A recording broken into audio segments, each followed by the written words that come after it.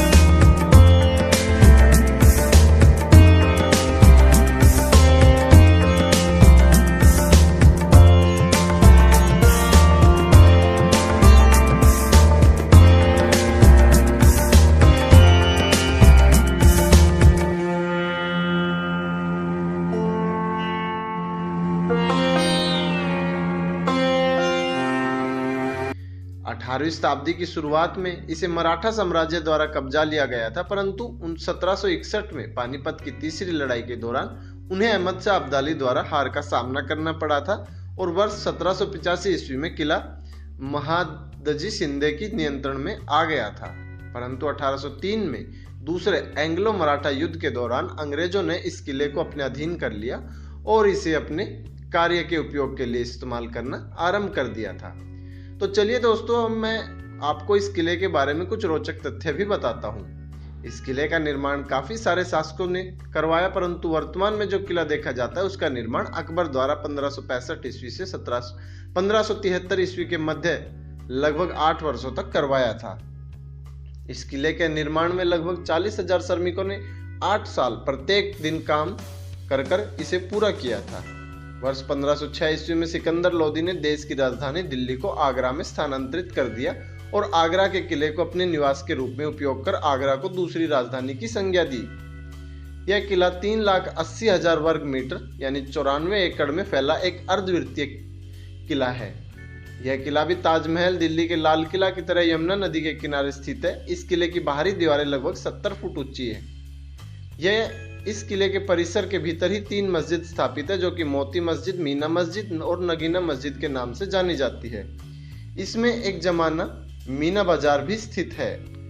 आगरा के किले में 4 प्रवेश द्वार है, जिसमें सबसे प्रमुख दिल्ली द्वार गेट और दूसरा लाहौर गेट है। लाहौर गेट को अमर सिंह गेट भी कहा जाता है, जिसका नाम अमर सिंह राठौर के नाम पर रखा गया था। इस किले के परिसर के भीतर 9 आलीशान महल भी बने हैं, जिनमें जहांगीर महल, खास महल, दीवाने आम, दीवाने खास, शाह जहानी महल, मच्छी भवन महल, शीश महल और अकबर महल आदि सम्मिलित है। इस किले की सुंदर व नक्काशिया को देखते हुए यूनेस्को द्वारा 1983 में इस विश्व धरोहर के रूप में इसे शामिल कर लिया था। भारत की सबसे प्रसिद्ध फिल्मों में से एक 1960 में आई मुगले आजम का प्रसिद्ध गाना प्यार किया तो डरना क्या की शूटिंग आगरा के किले में ही की गई थी।